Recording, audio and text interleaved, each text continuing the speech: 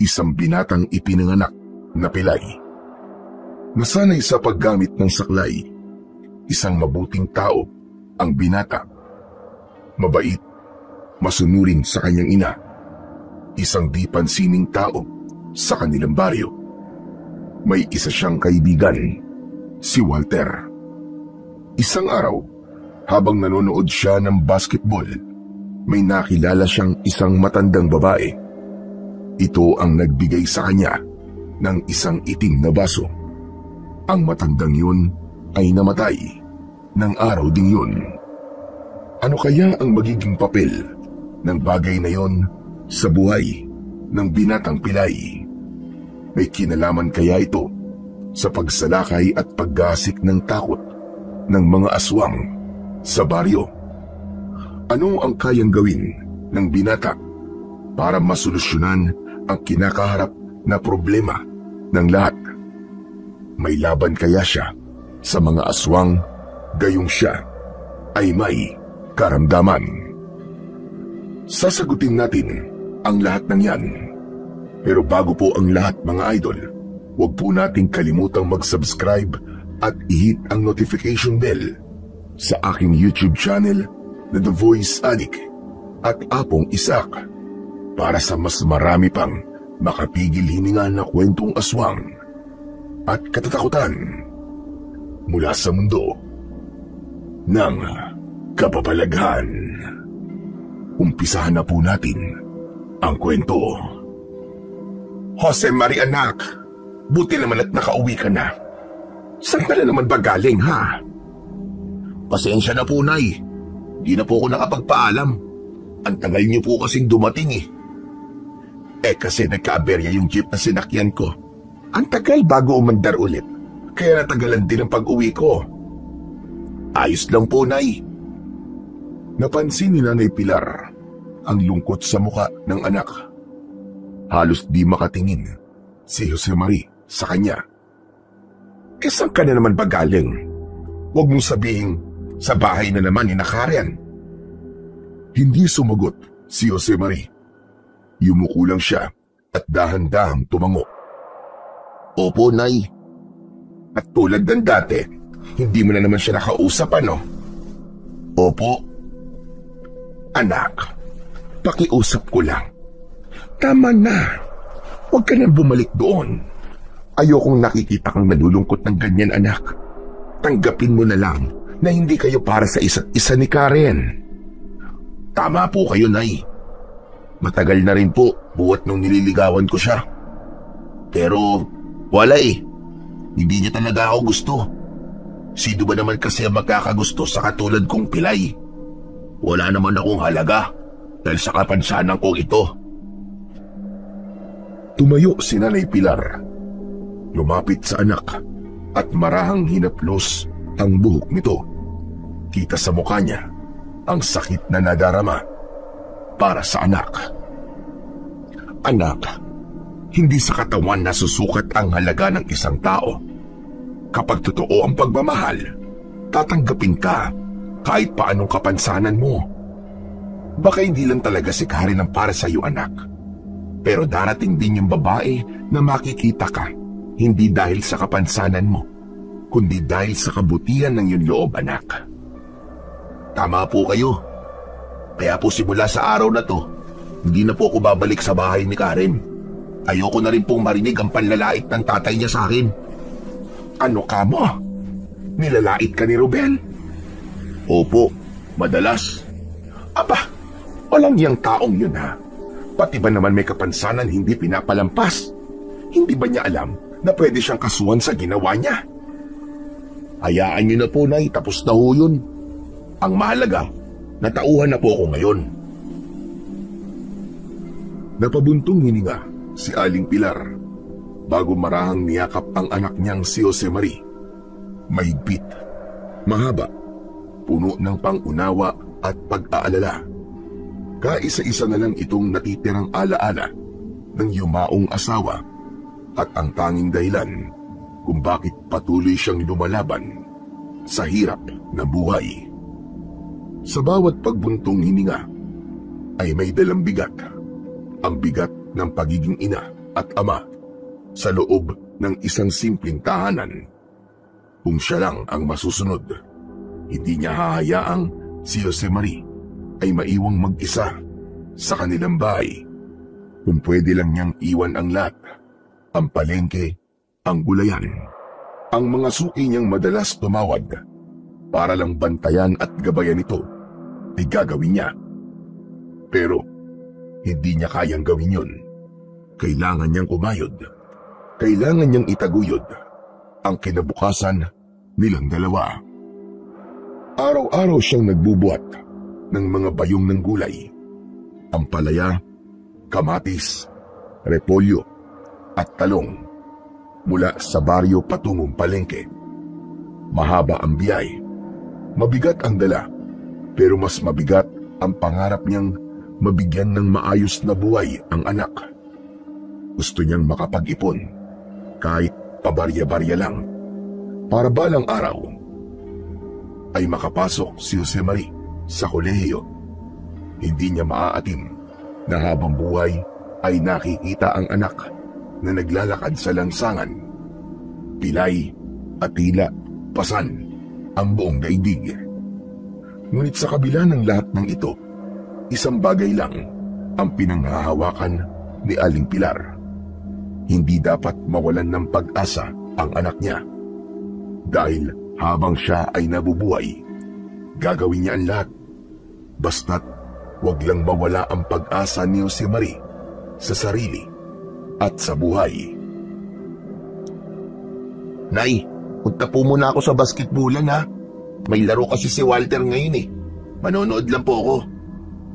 O sige anak, basta ba Laging mag-iingat sa lakad, Josemarie. at talagang inunahan mo pa ako sa linya ko ha? Ikaw talagang bata ka. Iyon po kasi ang lagi niyong sinasabi kapag nagpapaalam po ko eh. Sige po, Nay. Alis na po ako. Baka wala na po ako maabutan dun eh. O sige na, huwag ka magpapaabot ng gabi ha. Opo, Nay. Babay po.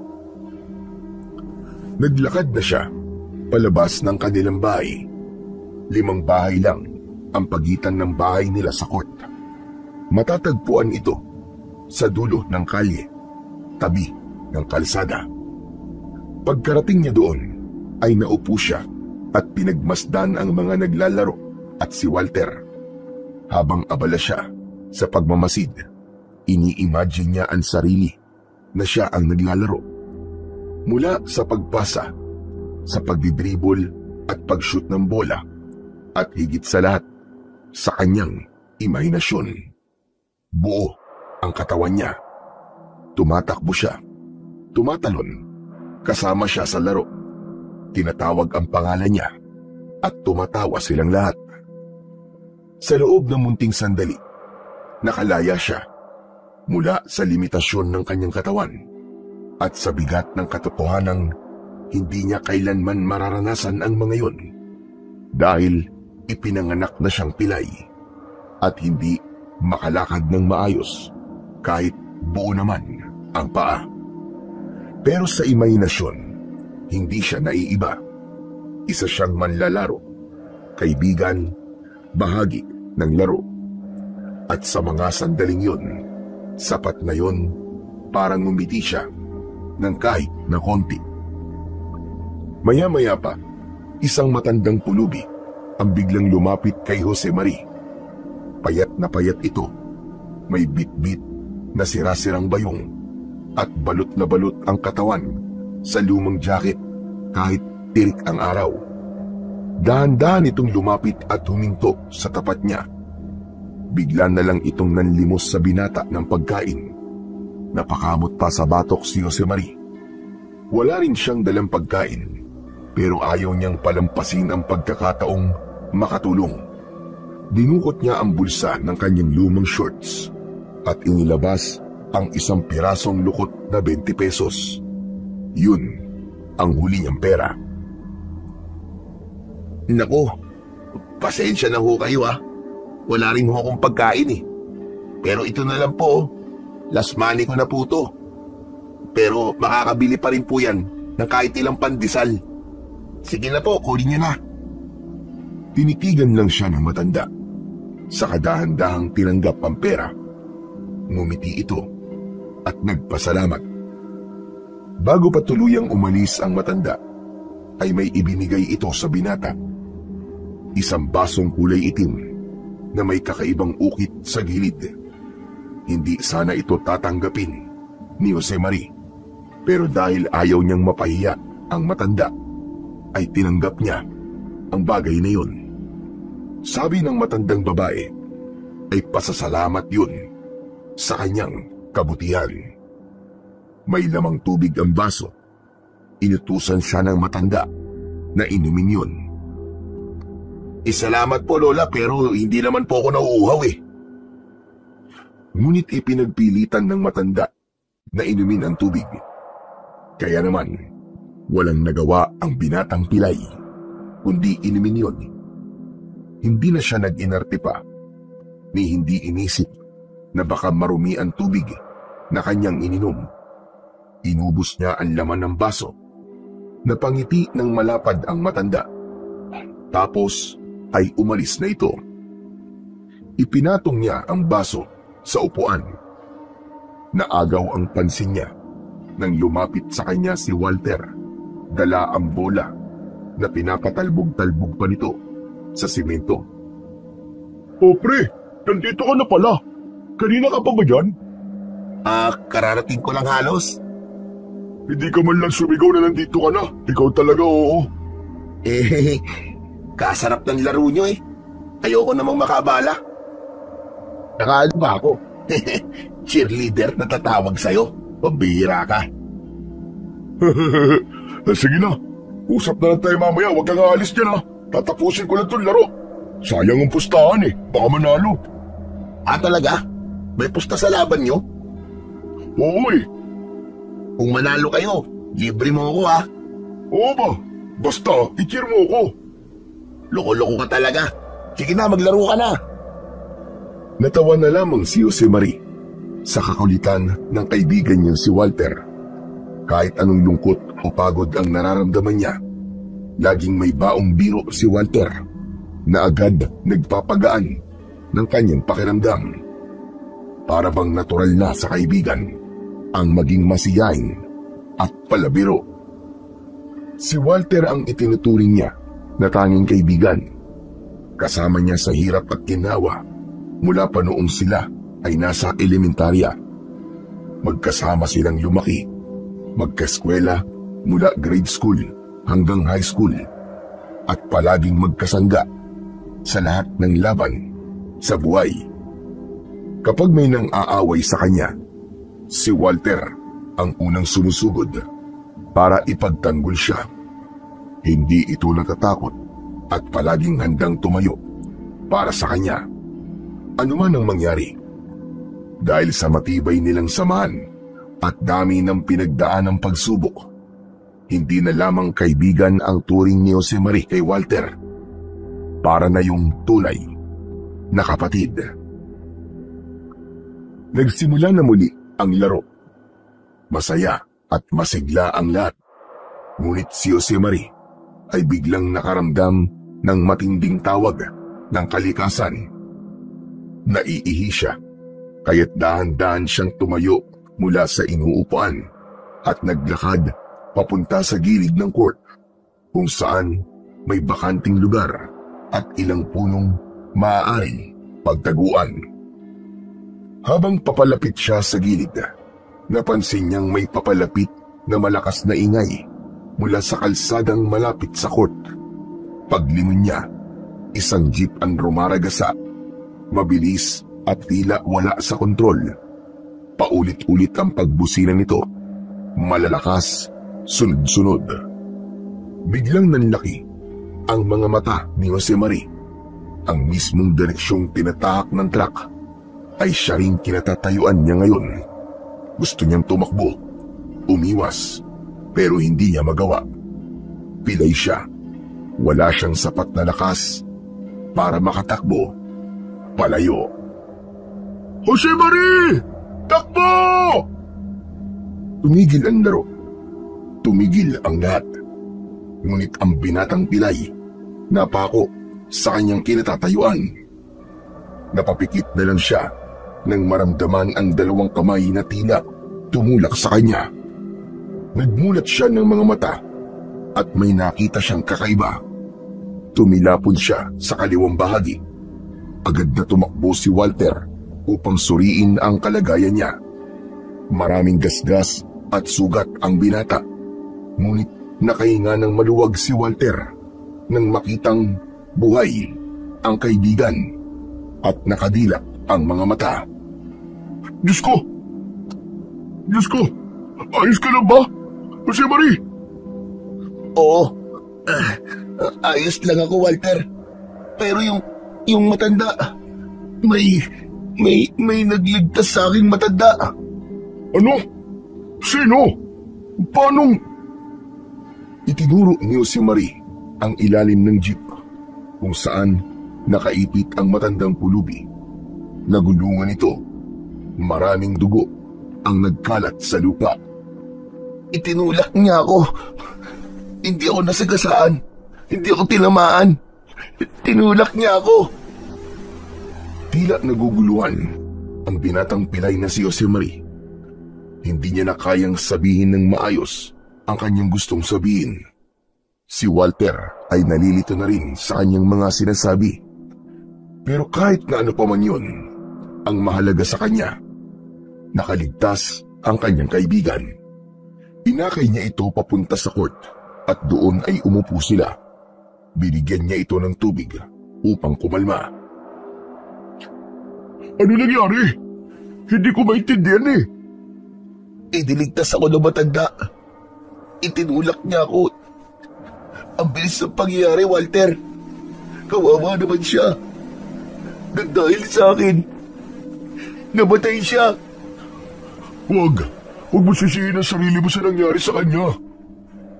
Ilang sandali lang, matapos ang nakakabinging sigawan at pagkagulat ng mga tao sa paligid, dumating ang mga pulis at agad isinara ang bahagi ng kalsadang pinangyarihan ng aksidente. Nilapitan nila ang driver ng jeep na tila lutang at halos hindi makapagsalita. Ayon sa paunang imbestigasyon ng mga otoridad, nawalan ng preno ang sasakyan. Habang abala ang mga pulis sa lugar ng insidente, tahimik na inaalalayan ni Walter si Jose Marie papauwi sa kanila. Hindi man siya pisikal na nasaktan. Ramdam ni Walter na matinding takot at trauma ang iniwan ng pangyayari sa kanyang kaibigan. Pagkarating sa bahay, agad silang sinalubong ni Aling Pilar. Nang makita ang anak na namumutla, agad itong niyakap ng maigpit habang humahagulgol. Nabalitaan na rin kasi nito kung ano ang nangyari. Diyos ko! Ang anak ko! Paulit-ulit niyang hinahalikan ng anak sa noo, sa pisngi. Parang gusto niyang tiyakin na buhay pa ito, na totoo ngang hindi ito kinuha ng kapalaran sa araw na yun. Tahimik lamang si Jose Marie habang yakap ng ina.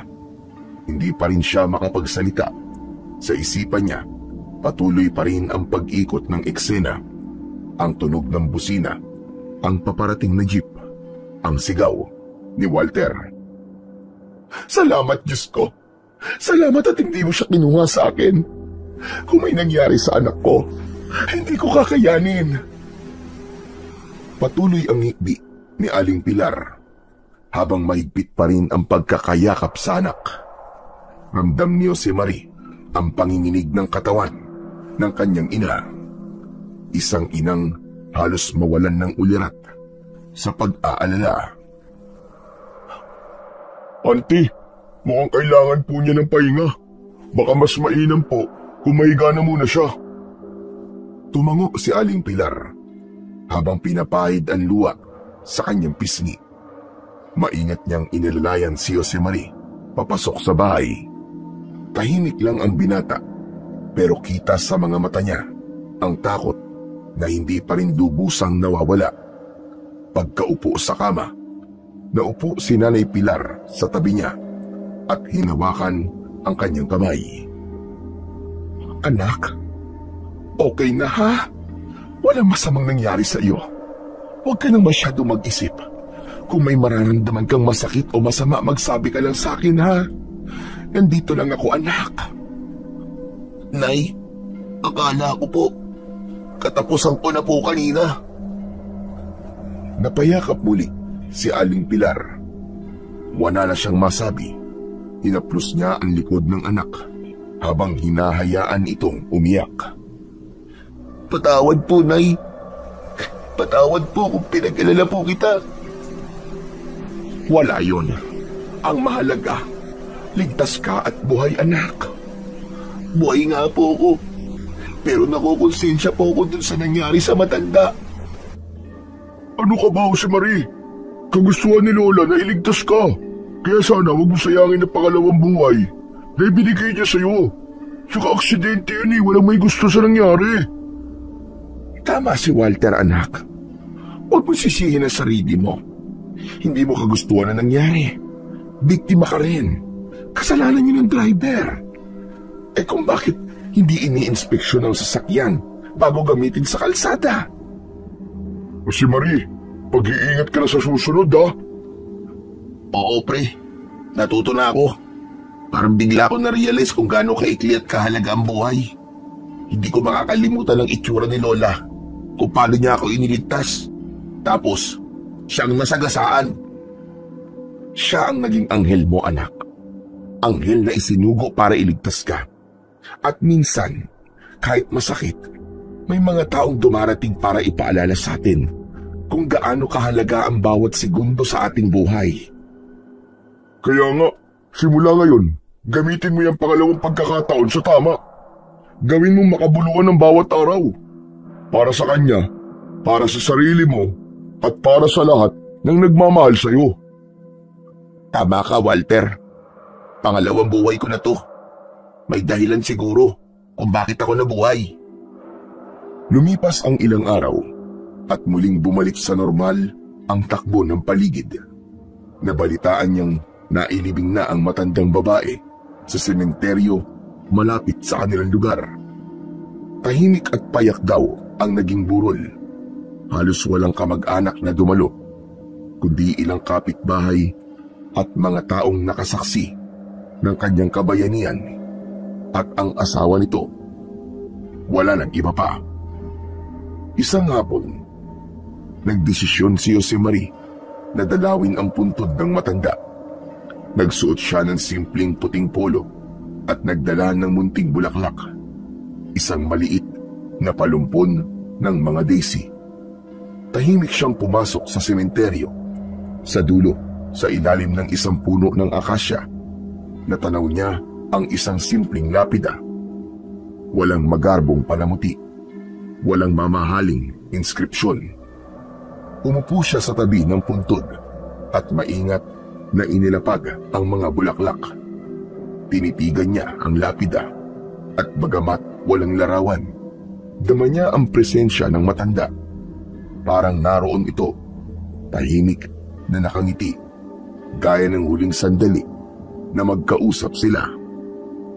Lola, salamat po sa pagliligtas niyo sa akin. Nandito rin ho ako para humingi ng tawad sa nangyari sa inyo.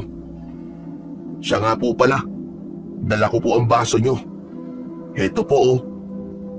Inilapag niya ang baso sa ibabaw ng puntod at inilabas niya ang baon niyang maliit na bote ng alak.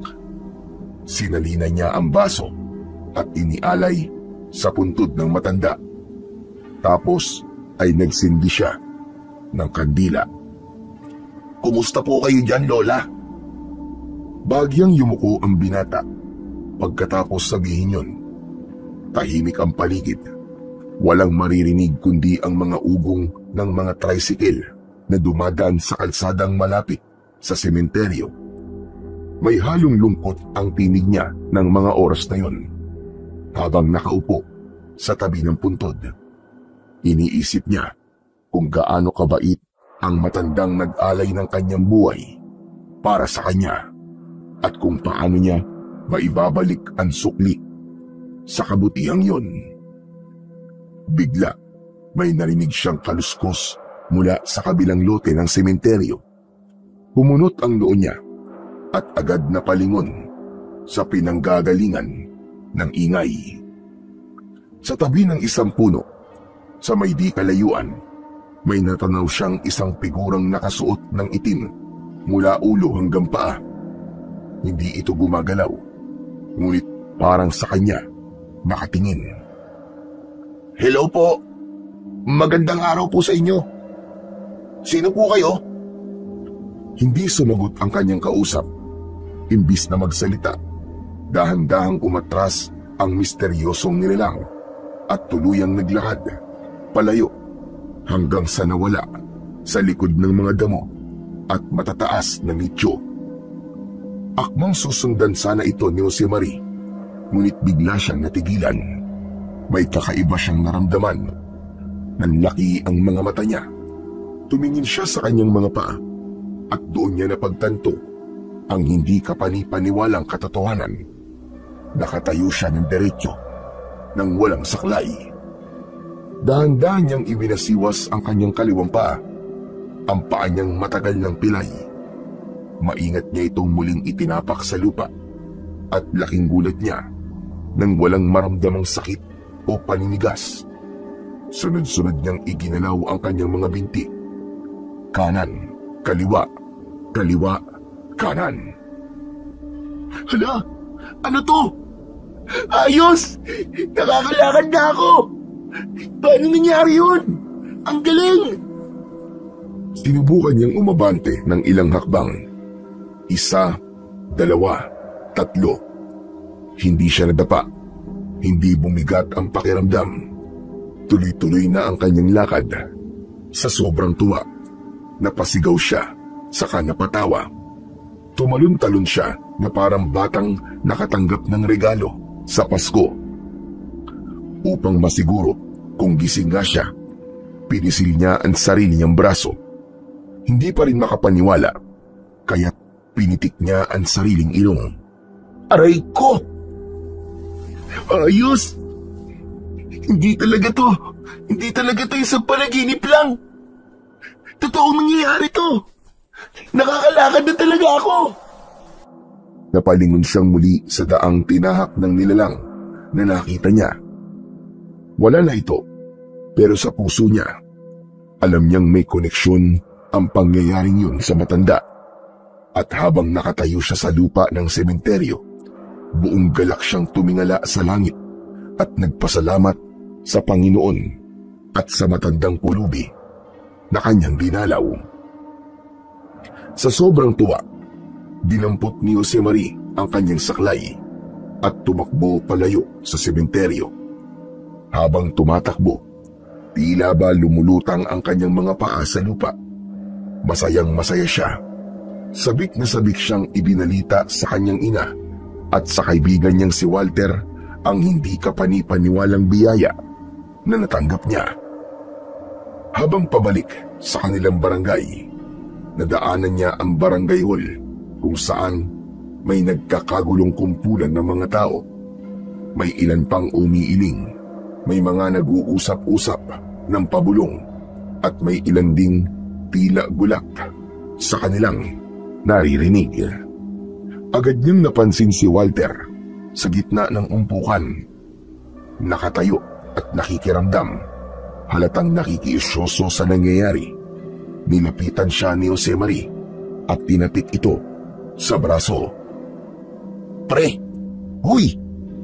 Oh! Ikaw pala, Josemari! Akala ko kung sinong makulit na bata lang eh. Grabe ka naman. Ano bang ginagawa mo dito?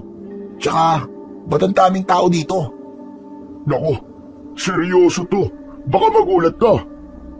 Ano nga kasi? Pati mo pa sabihin kagad. Oo na. Di naman makapaghintay to. Sasabihin ko na. Makinig ka mabuti. Tumango si Josemari. Sabik na malaman ang balita. Ngunit habang nagsisimula na si Walter sa kanyang kwento, hindi pa rin ito napapansin ang pinaka-importanting bagay sa lahat, na si Josemari ay nakakatayo na at nakakalakad na ng walang saklay. Lahat ng tao dyan sa loob ng barangay hall, humihingi sila ng tulong. Naghihintay sila ng mga pulis kasi nawawala ang kanilang mga anak. Ano ka mo? Kailan pa to nangyari? Kagabi lang. Sa dami niyan, sabay-sabay na nawala. Paano nangyari yun? Yun nga din ang ipinagtataka ng lahat eh. Ibig sabihin may kidnapper na dito sa baryo natin? Aba, tapos wala man lang nakapansin? Kaya nga eh. Naku, kawawa mga bata no. Uso pa naman ngayon yung kinikidnap tapos yung bentahan ng mga laman loob. Nakakaawa talaga. Biglang napatingin si Walter sa kanyang kaibigan mula ulo hanggang paa nang mapansing bitbit nito ang kanyang saklay. Hoy! Bakit buhat-buhat mo yung saklay mo? Ano ka ba? Baka mamay matumba ka niyan eh. Ibaba mo na nga yan. Hindi na kailangan, Walter. Ano? Anong hindi na kailangan? Muling ibinaba ni Jose Marie ang saklay sa lupa at pansamantalang ginamit yon. Nagpatay mali siya, lalo na't napansin niyang may mga nakatingin na sa kanila. Tahimik niyang hinawakan si Walter sa braso at marahang hinila ito palayo sa kumpulan ng mga tao. Tumangulang si Walter. Medyo nagtataka pero sumunod. Dinala siya ni Jose Marie sa isang sulok ng bakuran ng barangay hall sa likod ng isang lumang pader kung saan halos walang tao, malayo sa ingay at usapan. Maya-maya pa, huminga ng malalim ang binata. Tumingala siya. Sa kadahan-dahang inilayo ang saklay sa katawan niya at saka siya naglakad ng diretsyo. Putya, Jose Marie! Nakakalakad ka na? Diyos ko, totoo ba to? Totoong totoo, pare. Ako man nga eh. Hindi rin makapaniwala sa milagrong to eh. Hanip na yan! Hindi ko alam kung matatakot ako o matutuwa eh. Pero, paano? Paano nangyari yan? Hindi ko alam. Basta kanina dinalaw ko yung puntod ng matandang babaeng nagligtas sa akin. Tapos, biglang naging ganito na. Hanep, ang galing ah. Ayos yan, pero teka.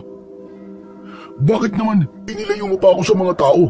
Ayaw mo bang makita nila na nakakapaglakad ka na? Ayoko munang may makaalam na iba. Muntik na nga eh. Mahirap magpaliwalag sa ngayon kasi may nangyayaring kakaiba dito sa baryo natin. Alam mo naman dito, maraming mapanghusga kapag may nakikitang hindi pangkaraniwan. Ikaw pa lang ang nakakaalam nito. Eh ang nanay mo? Ngayon pa lang ako uuwi. Gusto ko na nga ding malaman niya to eh. Sasama ako sa'yo. Gusto kong makita yung reaksyon niya sa ima lang to. Paalis na sana ang dalawa. Pero biglang may dalawang binatilyo ang dumating at isinigaw ng mga ito na may nakita silang bangkay na palutang-lutang sa ilog sa may ilalim ng tulay. Kaagad na nagpunta ang mga tanod at si kapitan sa lugar. Sumunod na din silang dalawa para malaman kung totoong meron ng bangkay sa ilog. Pagdating sa lugar, nakita nila ang dalawang bangkay ng bata. Pugot ang ulo, wakwak ang tiyan na parabang kinatay. Wala nang lamang loob. Grabe naman! Mga hayop ang gumawa nito sa mga bata. Kaya nga, tao pa bang may gawa niyan? Parang mga demonyo na. Wala silang awa sa mga batang yan. Walang kalaban-laban. Kaliwat kanan ang komento ng mga tao. May nagsasabing sindikato raw ang may gawa.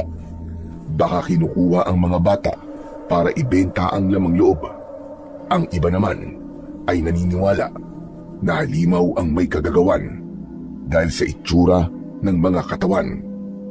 Dahil dito, biglang nakaramdam ng matinding takot ang mga taga-baryo.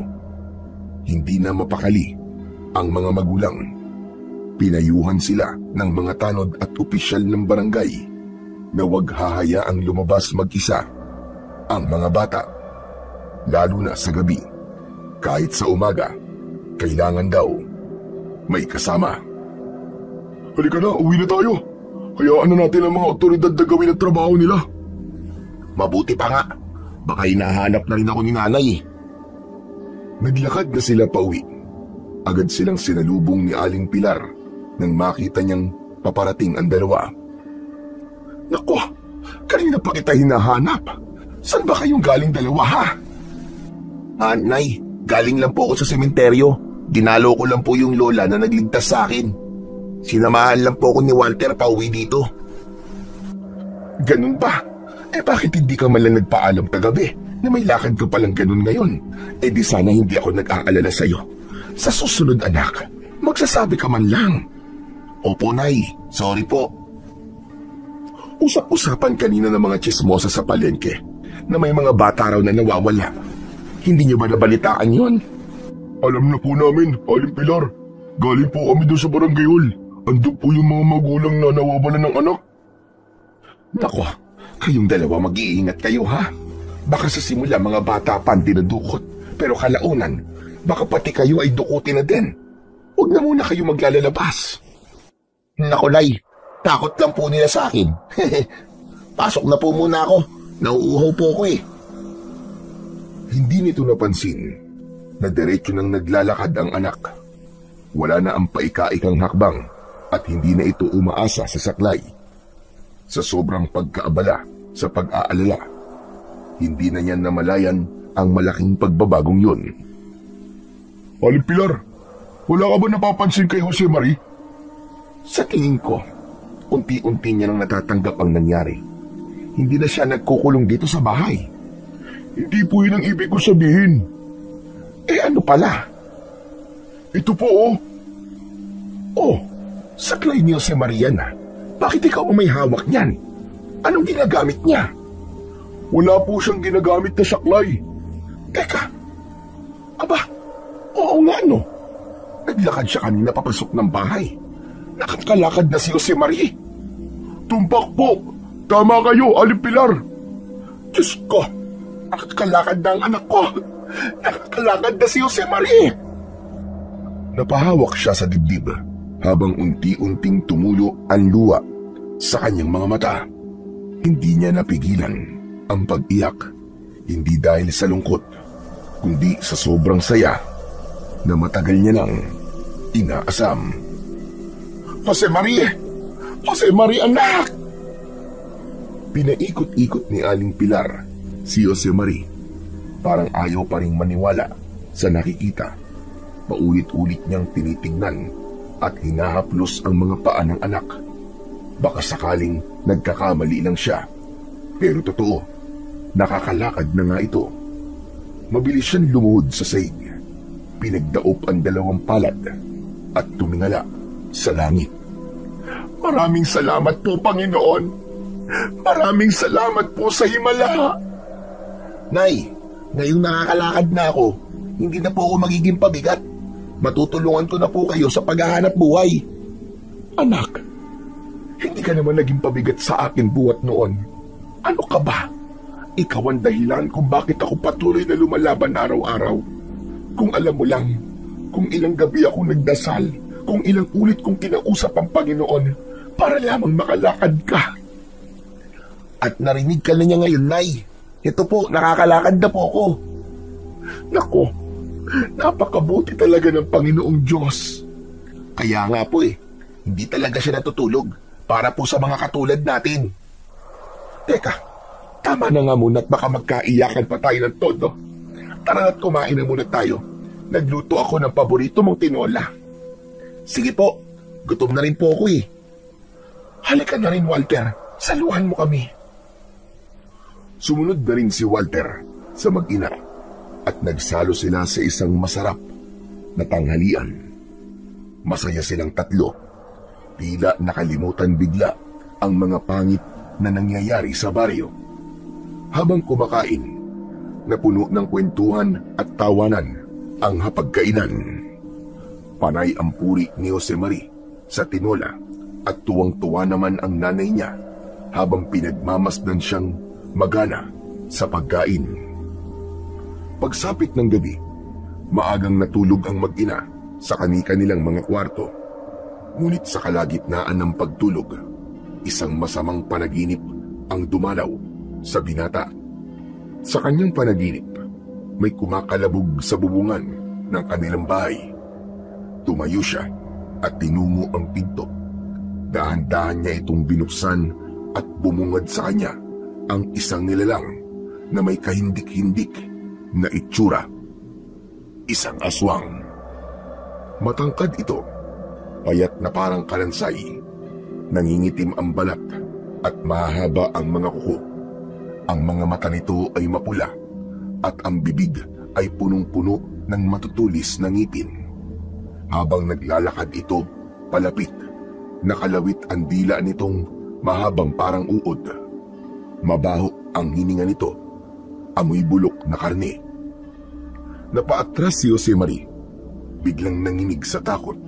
Gusto niyang sumigaw, pero wala siyang boses. Gusto niyang kumilos, pero tila naparalisa ang kanyang katawan. Dahan-dahang lumapit ang aswang sa natutulog niyang ina. Tinakpan niya ang kanyang bibig. Pinipigilang umiyak. Sa isang iglap, sinunggaban ng aswang si Nanay Pilar. Napadilat ito sa sakit, ngunit hindi na siya nakasigaw. Kinagat ito sa leeg at hinila palayo sa kama. Walang nagawa si Josemarie. Pinanood lang niya kung paanong nilapa ng aswang ang kanyang ina sa mismong harap niya. "Anak! Anak, gising! Anak!" Biglang napabalikwas ng bangon ang binata nang mapagtantong nananaginip lang siya at buhay ang kanyang ina. Bigla siyang napayakap dito ng mahigpit. "Nay! Anak! Ano ba nangyari sa iyo? Pinabangungot ka ba, ha?" "Opo, Nay. Grabe po ang sama ng panaginip ko. Buti na lang po at ginising niyo po ako." "Naririnig kasi kita na parang umuumol.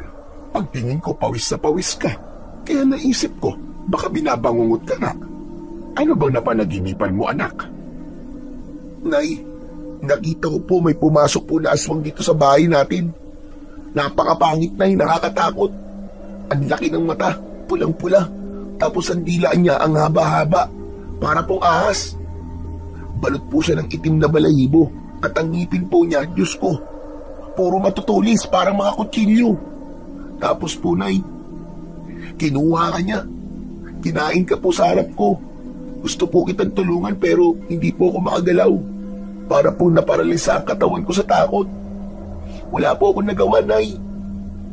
"Anak, kalma lang. Panaginip lang yun. Nandito lang si Nanay. Buhay at buo. Wala kang dapat ikatakot." "Ang totoo po, Nay, natatakot talaga ako. Parang totoo po ang lahat. Parang totoo talaga yung aswang. Baka may masama talaga mangyari." "Anak, minsan dala lang ng pagod o isip ang mga ganyan. Pero sige, para mas gumaan ang pakiramdam mo, ikukuha mo na kita ng malamig na tubig, ha? Sandali lang, hintayin mo ko." Tumayo si Nanay Pilar at lumakad papunta sa kusina. Naiwan si Josemarie sa kama. Tulala, napahawak siya sa dibdib niya. Ramdam pa rin ang kaba at pawis. Hindi niya alam kung simpleng bangungot lang ba talaga yun o babala ng kung anong paparating. "O heto, anak, uminom ka muna ng tubig. Mukhang nanlalamig ka pa eh." "Salamat po, Nay." "Magdasal ka muna bago matulog ulit, ha? Para hindi ka na bangungutin." "Nay." Napatingin siya sa baso. Parang may biglang pumasok sa isip niya. "Nay, nakita niyo po ba yung basong itim?" "Basong itim?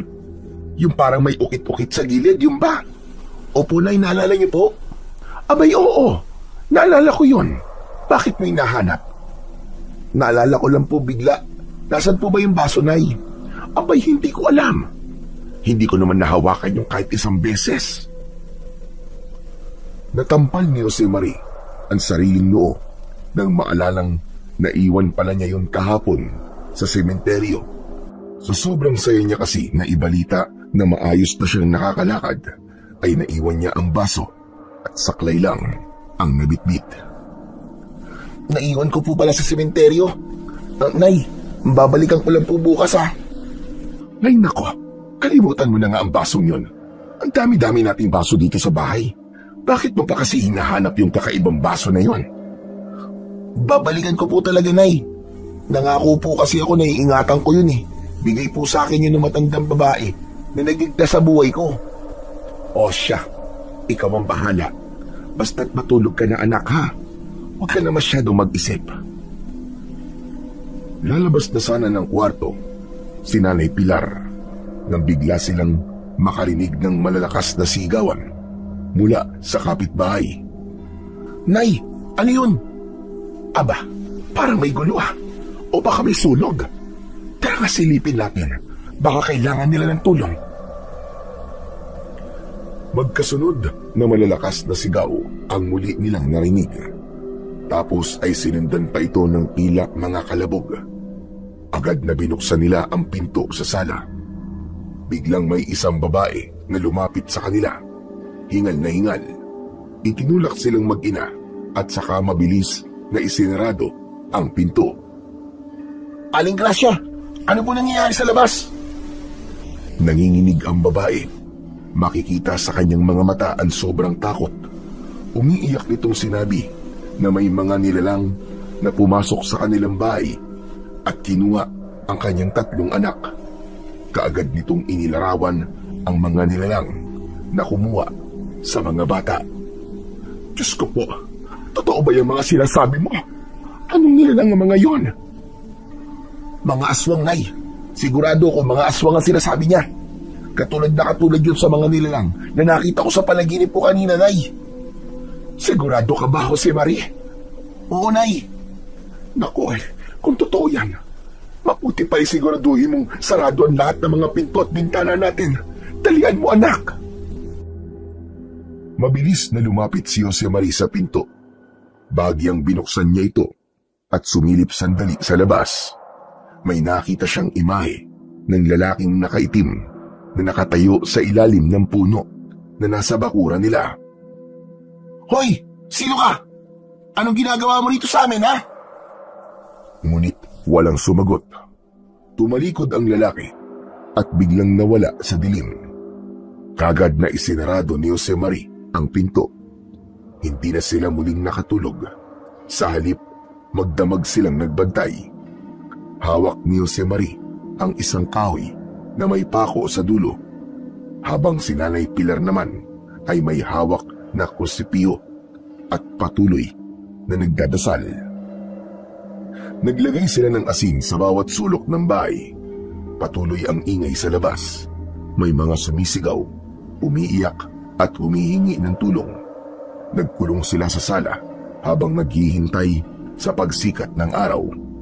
Kinabukasan, maaga silang nagpunta sa barangay hall para isumbong ang kakaibang pangyayari kagabi. Pagdating nila roon, laking gulat nila nang makita ang dami ng taong nagtitipon-tipon. Halos lahat ay may pare-parehong kwento. Dinukot ang kanilang mga anak. Mabilis na kumalat ang takot sa buong barangay. Dahil sa sunod-sunod na kaso ng pagdukot sa mga bata sa iba't ibang parte ng barangay, agad na kumilos ang kapitan. Tinawag niya ang lahat ng kagawad, tanod at mga lider ng purok upang magpulong. Pinag-usapan nila ang mga gagawing solusyon sa kanilang problema. Samantala, nagpaalam naman si Jose Marie sa kanyang ina. Tulad ng dati, kapag nasa labas siya, ay gamit pa rin niya ang kanyang saklay. Wala sa baryo ang nakakaalam ng tunay niyang kalagayan. Naisip niyang sa mga masasamang pangyayari sa baryo nila, malamang ay hindi papaniwalaan ng mga ito ang isang himala. Nag-ingat siya. Ayaw niyang maging siya ay pag-isipan ng masama ng mga tao. Nagtungo siya sa sementeryo, ngunit sa kanyang pagkadismaya, wala na sa ibabaw ng puntod ang basong itim. Naku, Lola. Mukhang may nakapulot na po ng baso niyo. Sorry po. Hindi ko po kasi naalala kahapon na bitbitin eh. Ito ba ang hinahanap mo? Napalingon si Jose Marie Sa likod, nang marinig ang boses, bigla siyang napaatras sa gulat nang makita ang isang matandang lalaki na nakasuot ng purong itim na damit. Maputi na at mahaba ang buhok nito at may mahaba siyang balbas. Teka, ikaw yung taong nakaitim kahapon? At ako rin yung nakita mo kagabi na nagbabantay sa bahay niyo. Ano? Pero bakit po? Halika, sumama ka sa akin. Kailangan natin mag-usap. Sandali po. Bakit naman po ako sasama sa inyo? Hindi ko naman po kayo kilala. Ako si Goryo. Ngayong kilala mo na ako, sumama ka sa akin. Importante ang pag-uusapan natin iyo. Bakit hindi niyo na lang po sabihin ang diretso sa akin dito? Napalingin sa paligid si Mang Goryo. Tila tinitignan kung may nagmamasid o may nakabantay sa kanila. Hindi pwede dito. Masyadong lantad ang lugar na to. Baka may makarinig. Itong basong ito ang pag-uusapan natin. Halika na, magtiwala ka iyo. Hindi ako masamang tao. Wala akong gagawing masama sa iyo. Wala kang dapat na ipag-alala. Hindi naman kita masasaktan dahil mas malakas ka. At pilay po ako. Madali lang po para sa inyo na gawan po ako ng masama. Alam mo, hindi ako makakalaban. Hindi ka pilay. Magaling ka na. Ayaw mo nang hindi gumamit na saklay na yan. Teka, sinusubaybayan niyo po ba ako?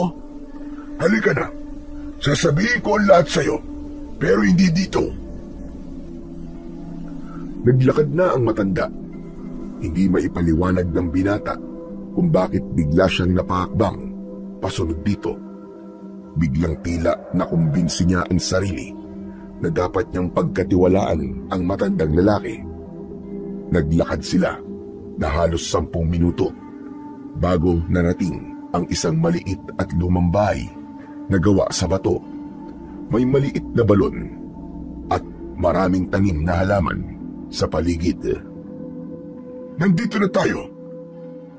Ito ang bahay ko. Halika, pumasok ka.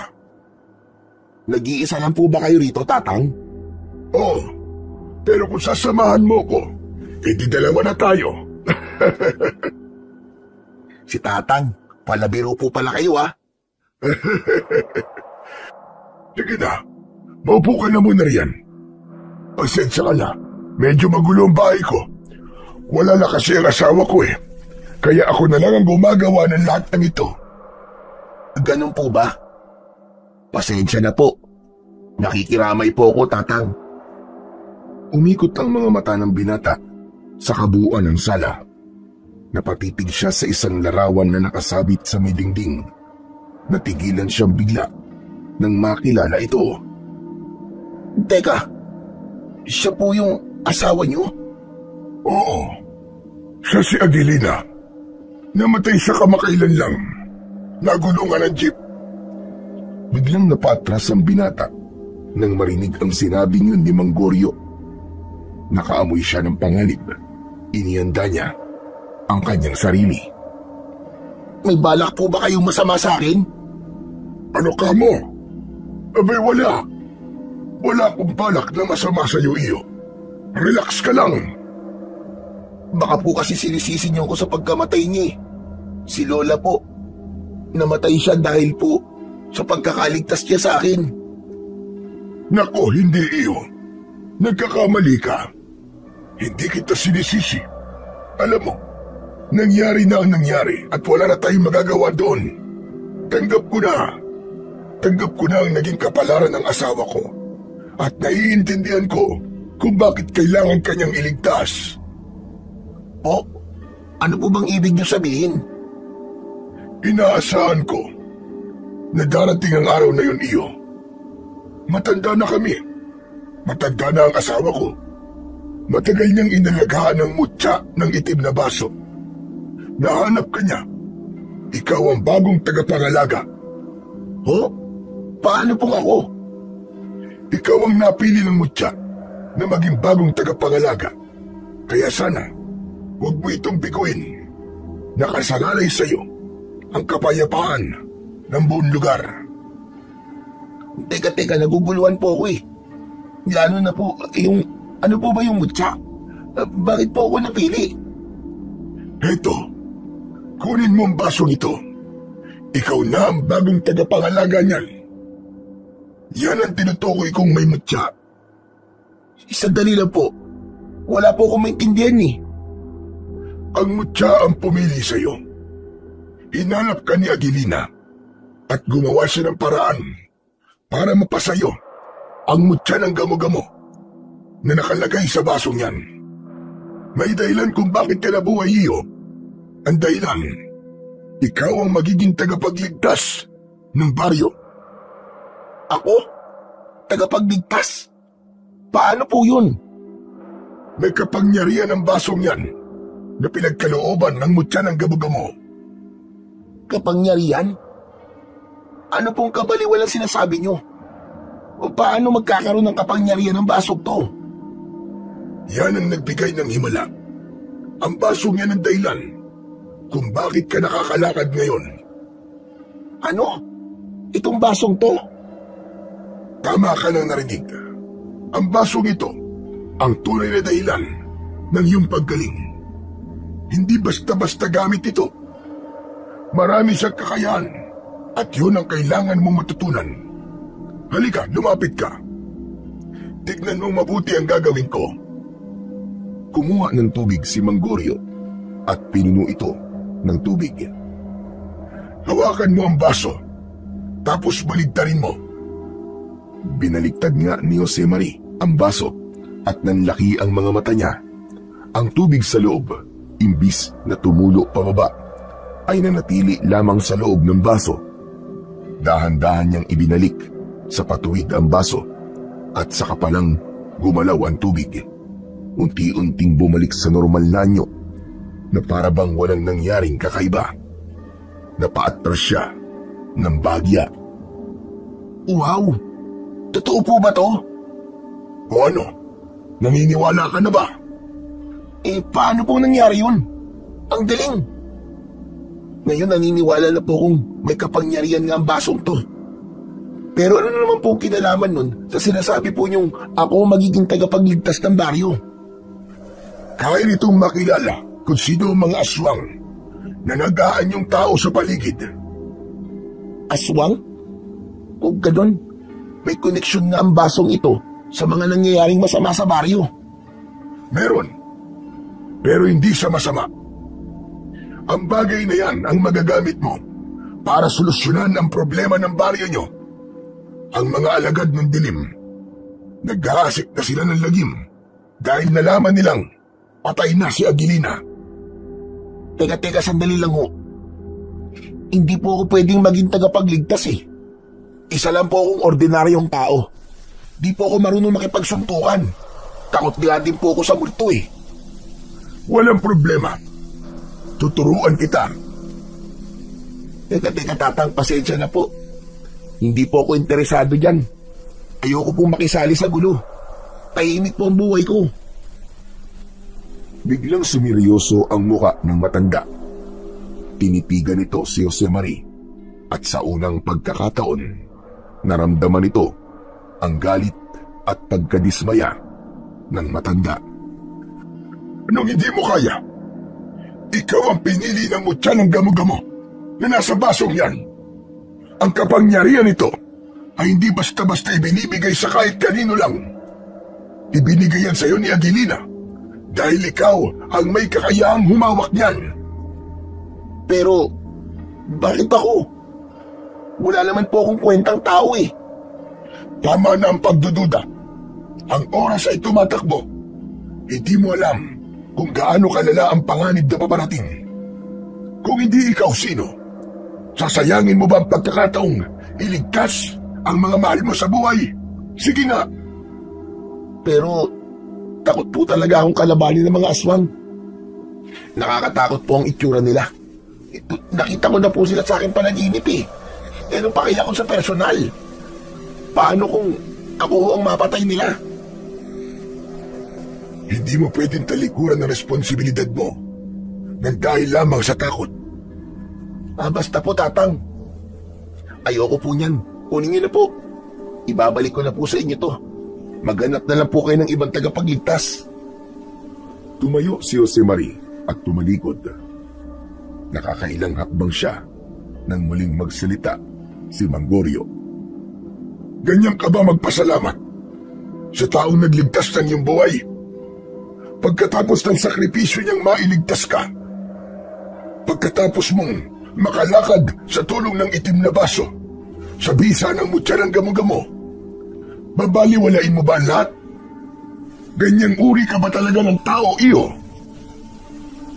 Hindi nakasagot ang binata. Alam niyang may katotohanan ang mga sinabi ng matanda, pero masyadong malaki ang responsibilidad na iniatang sa kanya. Alam niyang hindi niya ito kakayanin. Mawawala ng saysay ang pagsasakripisyo ng asawa ko kung tatanggihan mo ang tungkuling nakaatang sa'yo. Kaya mo bang malagay sa panganib ang mga tao sa baryo? Maaatim ba ng konsensya mo na meron kang pwedeng gawin pero inaayawan mo, iniiwasan mo? Wala na si Aguilina, kaya kung may aswang na muling mag-aasik ng lagim, malulupit sila. Wala silang patatawarin. Ikaw lang, iyo. Ikaw lang ang tanging pag-asa namin. Pero, Tatang, paano? Hindi ka pipiliin ng mutya ng gamo-gamo na nakulong sa baso kung wala kang kakayahan, iyo. Hindi yan basta napupunta kanino man. Kailangan mo lang tanggapin ang tadhana mo, ang maging tagapagtanggol ng mga inosente. Hindi ko hahayaang may mangyaring masama sa pamilya ko o kahit kanino pa.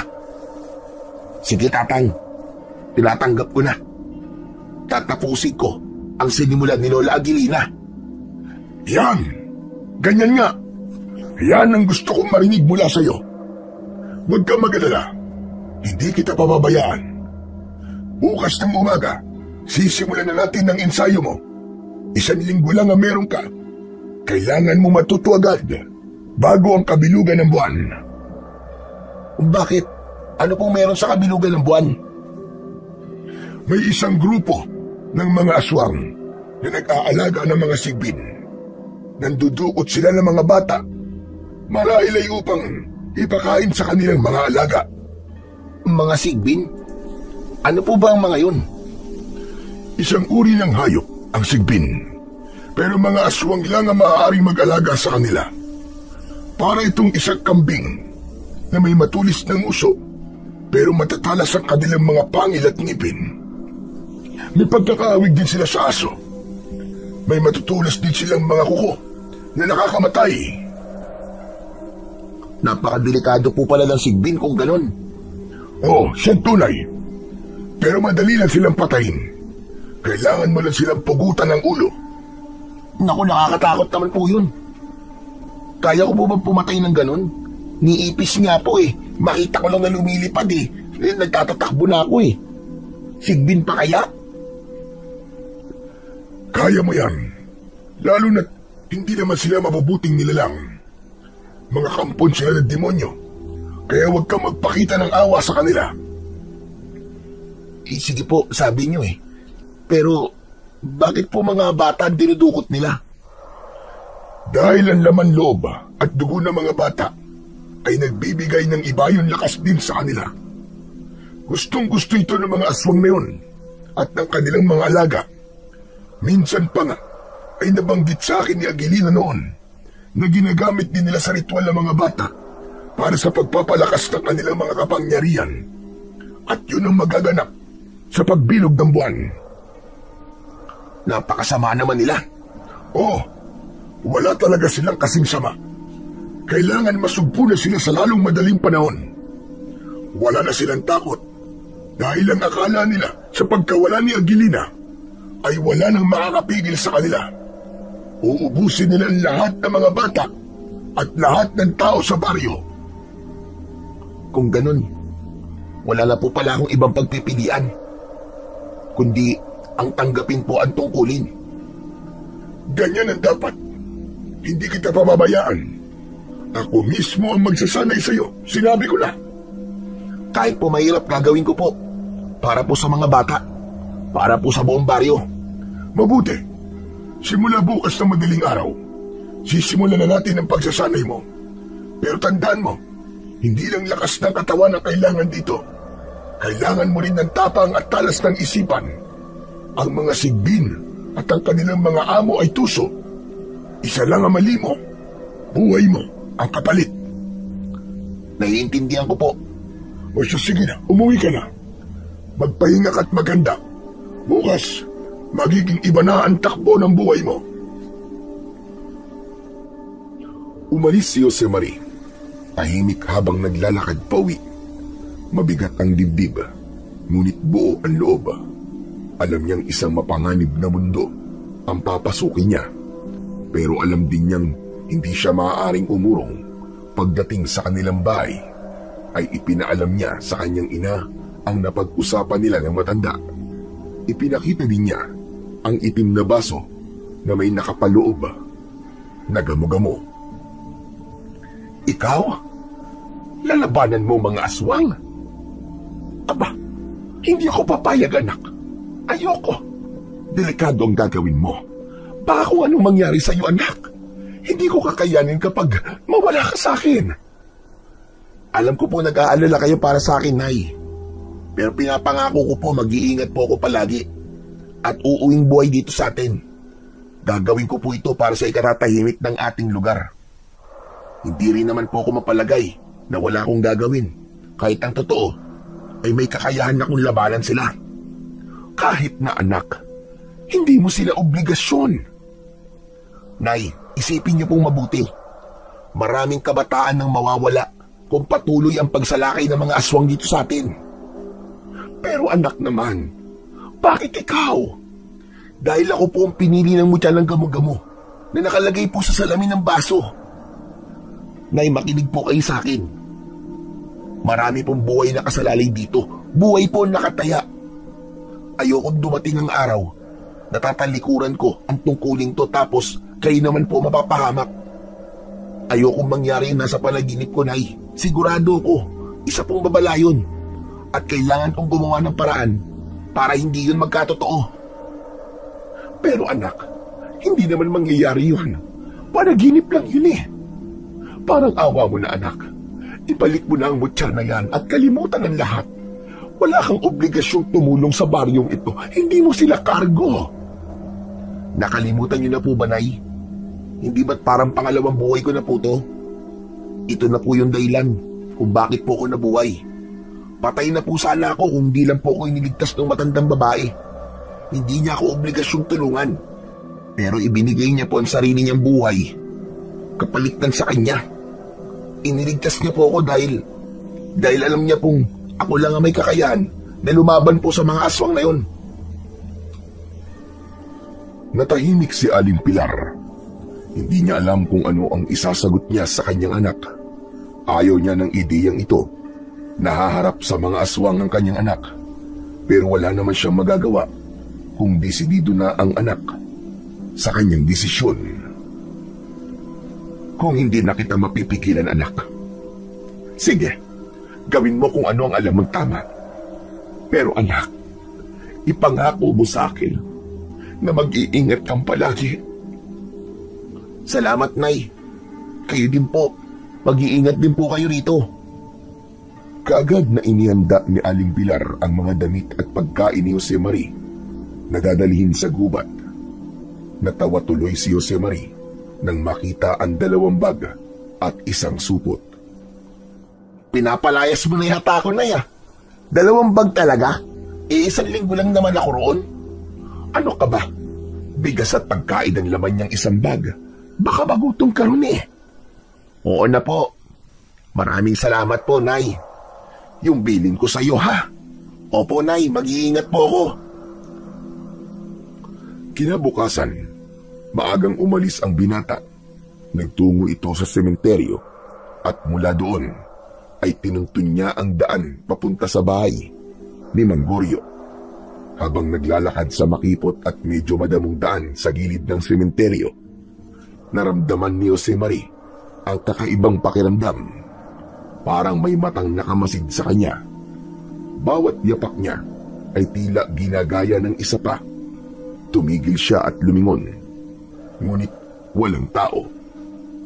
Muli siyang naglakad, pero ngayon ay mas mabilis at mas alerto na siya nang bigla niyang maramdaman ang pagkaluskos sa kanyang likuran. Mabilis siyang napalingon at doon niya nakita ang isang pamilyar na mukha. Walter? Pare, sorry ah. Bakit mo ako sinusundan? Anong ginagawa mo dito? Madaling araw pa lang ah. Kasi napansin ko kahapon pa na may mga kakaiba kang kilos, tapos kanina nakita kitang nagmamadaling lumabas. Na-curious lang ako kung saan ka papunta o kung ano ang gagawin mo. Saan ka nga ba papunta? Sama mo naman ako dyan. Ano? Bakit ka naman sasama? Wala ka namang gagawin sa pupuntahan ko eh. Saan ka nga ba kasi pupunta? Sige na, sama mo naman ako. Ay nako, kulit. Sige na nga, may magagawa pa ba ako? Nandito ka na. Sabay silang nagpatuloy sa paglalakad. Pagkarating sa bahay ni Mang Goryo, may naamoy silang matapang na usok na may halong mapait at maanghang na aroma. Dahang-dahang lumapit si Jose Mari sa pintuan, saka kumatok. Wala pang ilang sandali, may narinig silang paos na boses mula sa loob. Pumasok kayo! Napatingin ang magkaibigan sa isa't isa. Parehong nagulat sa sinabi ng matanda. Dahan-dahan nilang binuksan ang pinto at pumasok. Sa loob, nakita nilang abala si Mang Goryo sa isang kakaibang ritual. Nakasalampak siya sa saig. May nakalatag na bilog na gawa sa asin at uling. Sa gitna ng bilog ay may maliit na palayok na may umaasong dahon at tuyong balat ng hayop na hindi nila matukoy. Sa gilid ay may luma at makapal na aklat na tila sinulat pa noong unang panahon. Bukas sa pahinang may kakaibang simbolo. Natagalan ka yata, Jose Mari. At may kasama ka pa. Paumanhin po, Mang Goryo. Sinundan po kasi ako ni Walter eh. Hindi ko po sinasadya. Hindi ko rin po alam kung paano po siya pipigilan. Sorry po. Sinundan ko po si Jose Mari dahil nag-alala lang po ako sa kanya. Tumigil si Mang Goryo sa pagkukudlit ng simbolo sa saig. Tinignan niya si Walter mula ulo hanggang paa. Sa kadahan-dahang tumayo. Wala namang problema mga iyo. Mas mabuti ngayon para may kasama itong si Jose Mari habang nagsasanay. Po, pagsasanay? Para saan po yun? Maupo na muna kayo. Umupo ang dalawang binata sa harap ng matanda. Halata kay Walter ang pagkabahala at pagkausisa, habang si Jose Mari naman ay tahimik lang. Ang pagsasanay na tinutukoy ko ay hindi gaya ng mga karaniwang ehersisyo o pag-aaral sa eskwelahan. Ito'y paghahanda para sa isang digmaan laban sa mga aswang. Po, mga aswang? Hindi naman siguro lingid sa inyo kung ano kinakaharap ng baryo ngayon, di ba? Si Jose Mari, siya lang ang tanging sagot sa problema na yan.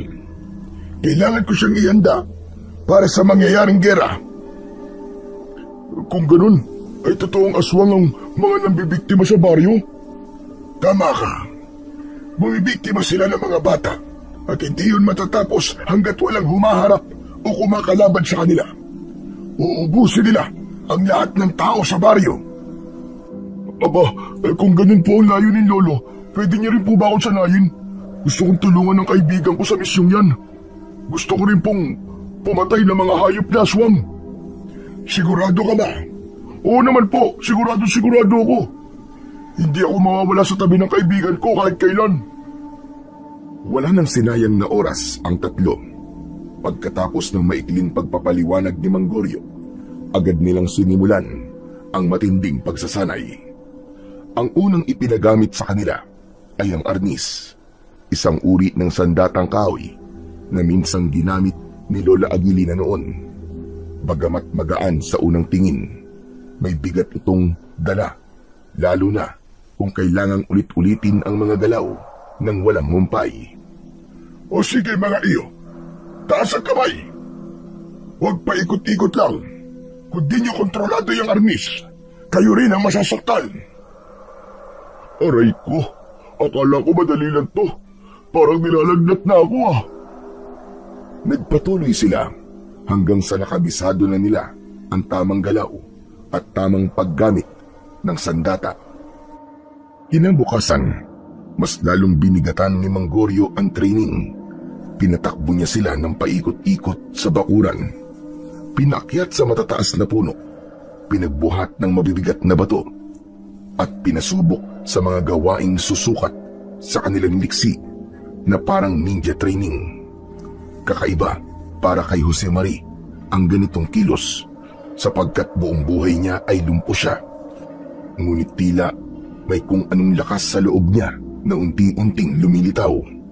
Araw-araw ay lumalakas ang kanyang katawan na para bang hindi na siya ang dating Jose Mari. Sa gitna ng kanilang pagsasanay, lingid sa kaalaman ni Jose Mari, may ginawa si Mang Goryo na hindi niya namamalayan. Kinuha nito ang itim na baso at pinalitan ito ng iba, kamukhang kamuka ng orihinal. Tapos ay nagpulong sa isang silid. Nang matapos sa kanyang ginagawa, bumalik siya sa dalawa. Magaling mga bata. Teka, may ibibigay ako sa iyo, Jose Mari. Halika, lumapit ka. Nilabas ni Mang Goryo mula sa bulsa ang isang kwintas na gawa sa abaka na may nakapalamuting isang itim na bato na hugis bilog ngunit malapad. Makintab ito at kumikinang kapag tinatamaan ng araw. Wow! Ang ganda naman! Itim na diamante ba yan, Lolo Goryo? Hindi. Ito ang mutya ng basong itim. Po? Paano po nangyari yun? Di ba't ang mutya ng basong itim ay parang baso lang? Paano naging bato yan? Saka nandun po yun sa bag ko eh. Mamaya ko ipapaliwanag. Pahingi ng dugo mo.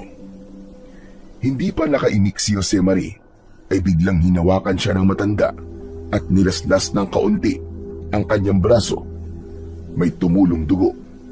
Itinapat doon ni Mang Goryo ang baso sa kwintas. Kaagad itong nagliwanag. Ano yan? Sinabi ko na kung ano yan. Sige, kunin mo na to, Jose Mari, at isuot mo kagad. Ngayon, ay napag-isa ko na kayo ng mutya. Huwag na wag mong ilalayo yan sa katawan mo.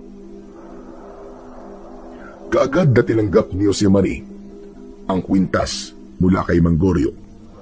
Pagkasuot nito sa leeg, napapikit si Jose Mari nang biglang dumaloy ang malamig na enerhiya sa buong katawan niya.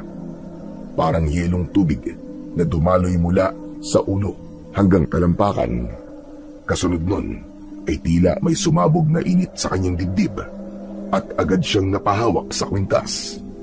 Naramdaman niya ang kakaibang enerhiya sa loob niya. Naging matalas ang kanyang pandinig at naging malinaw ang kanyang paningin. Bigla, may naramdaman siyang mabilis na kilos mula sa likuran. Mula sa likod, buong bilis na inihampas ni Mang Goryo ang isang kahoy na pamalo. Subalit bago pa ito sumayad sa kanyang likod, agad yung nasalo ni Jose Mari gamit ang kanang kamay nang hindi man lang lumilingon. Magaling! Teka, paano ko po nagawa yun? Bigla siyang inatake ng matandang lalaki. Sinintok siya at sinipa, pero lahat ng yun ay naiwasan ng binata. Teka, sandali lang po. Tama na po, Tatang. Tama na. Tumigil si Mang Goryo at tinitigan siya. Malalim pero kalaunan ay biglang napangiti. Handa ka na, bata. Sigurado ako na handang-handa ka na. Binabati kita. Talaga po? Oo. Pwede ka nang sumabak sa kahit na anong gera. Wow, ang galing. Paano naman po ako? Wala po ba kayong ibibigay sa akin na anting-anting? Gusto ko rin po nun eh. Sa kasamaang palad ay wala iyo. Nag-iisa lang ang mutya ng basong itim. Ang asawa ko, isa lang ang iniingat ang mutya. Sayang naman. Iyo, ito ang totoong anyo ng mutya. At ngayon, nahanap na niya ang kanyang bagong tagapangalaga. At tinanggap mo na ito ng buo. Kaya, ibinalik ko na siya sa tunay niyang anyo. Po, naguguluhan po ako. Ang mutya na yan ay pwedeng magbalat kayo. Itinago namin yan sa anyo ng isang basong itim para hindi pag-interesan ng iba. Mawawala lang ang bisa ng pagbabalat kayo kung matatanggap siya ng bagong tagapangalaga. Kaya huwag ka na magtaka iyo kung bakit ganyan ngayon ang nakikita mo. Sabi ko naman sa'yo, di ba? Mahiwaga ang baso. Marami siyang pwedeng gawin. Ang galing naman talaga. Magaling talaga. Halina kayo. Tignan niyong maigi ang mutya at ang nasa loob niyan na munting gamo-gamo. Unti-unti ay biglang lumiwanag ng bagya ang mutya ng gamo-gamo. Tila may umiikot-ikot sa loob nito na parang isang kaluluwang sumasayaw. Nakita niyo ba? Opo. Ano po yun? Yan ang espiritu ng diwata na naninirahan dyan sa loob ng mutya na may alaga sa gamo-gamo. Alam mo bang kaya ka nitong kausapin sa iyong isip? Parang buhay. Kapag may banta ng panganib, ay gagabayan ka niya. Ayos ah. Baka pwedeng gamitin din yan para magpayaman. Hindi. Hindi maaaring abusuin ng kapangyarihan ito. Ang mga mutya ay iginagalang at hindi ginagamit sa mga pansariling kapritsyo. Sorry po. Uy pre, ang swerte mo naman. Buti ka pa merong ganyan. Samantalang ako wala. Hindi mo kailangan ng mutya iyo. May iba't ibang uri ng lakas at hindi lahat ng mga tagapagtanggol ay kailangan ng kapangyarihan. Hindi rin lahat ng bayani ay may kapa. Kaya mo magligtas ng buhay kung talagang yun ang ninanais ng puso mo. Malay mo, sa tamang panahon, darating din ang para sa'yo kung karapat dapat ka. Talaga po? Oo naman. At teka nga pala, may ibibigay pala ako sa inyo. Pumasok sa bahay ang matanda at paglabas nito, may hawak na itong isang katana. Espadang katulad ng mga ginagamit ng mga samurai. Ito nga pala ang sandata mo na pwedeng gamitin laban sa mga aswang. Teka po, wala akong mutya kasi exclusive lang yung para kay Jose Mari, di ba? Pero lolo, bigay namin. Bigyan niyo naman po ako ng ganyan, oh. Ah, gusto mo rin ng ganito?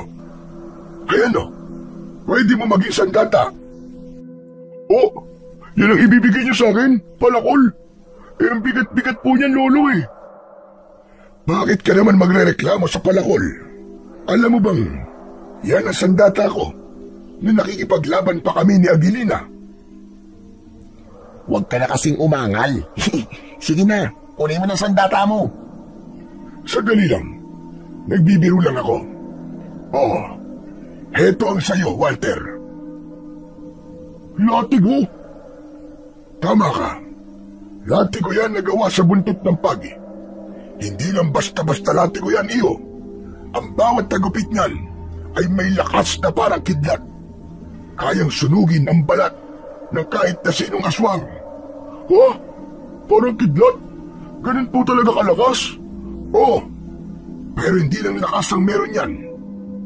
Kapag hinampas mo sa lupa yan, kaya nitong lumikha ng enerhiyang kayang itaboy ang masasamang espiritu. May bisa rin yan laban sa mga engkanto at maligno. Pero tandaan mo, Walter, gamitin mo lang ito kung kinakailangan. Dahil bawat tampas niyan ay nauubos ang lakas ng may hawak. Ayos ang partner ah. Ako may mutya, ikaw naman may latigo. Tsak na wala ng takas sa mga aswang sa atin ito. Salamat po, Lolo Goryo. Ang astig dito. Parang sa pelikula ko lang nakikita mga ganito eh. Pero hindi ito pelikula iyo. Totoo ang laban na to. May tanong lang po ako. Bakit sa arnis niyo po kami sinanay kung ibang sandata naman palang ipapagamit niyo sa amin? Magaling. Magandang tanong yan iyo. Ang arnis ang batayan ng disiplina, bilis at koordinasyon. Kahit anong sandata pa ang hawak nyo, kung marunong ka sa arnis, alam mo kung kailan at paano titira.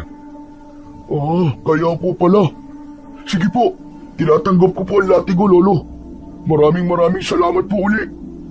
O siya, may panahon pa kayo para magpahinga. Mabuti pa umuwi na muna kayo sa inyong mga bahay at baka nag-aalala na ang mga magulang ninyo. Naku, mabuti po't sinabi niyo yan, Lolo. Ito kasi si Walter hindi nagpaalam yan eh. Oo nga pero hindi naman ako hahanapin ng nanay ko eh. Masyadong abala yun sa trabaho niya. Hindi na mapapansin na nawawala ako. O sige na, mag-iingat kayo. Siya nga pala, may ibibilin ako sa inyo at iiwang babala. Yung mga aswang sigurado ko na nagkalat sila sa baryo at nagpapanggap lang. Huwag kayong magtitiwala kahit kanino. Matuto kayong makiramdam sa paligid nyo. Talasan nyo ang inyong pakiramdam.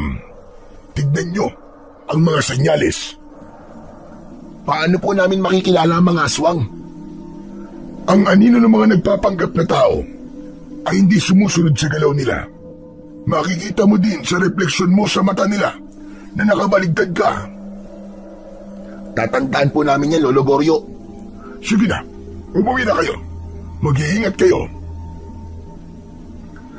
Masaya at puno ng pananabik ang magkaibigang Jose Marie at Walter habang naglalakad pauwi mula sa bahay ni Lolo Goryo.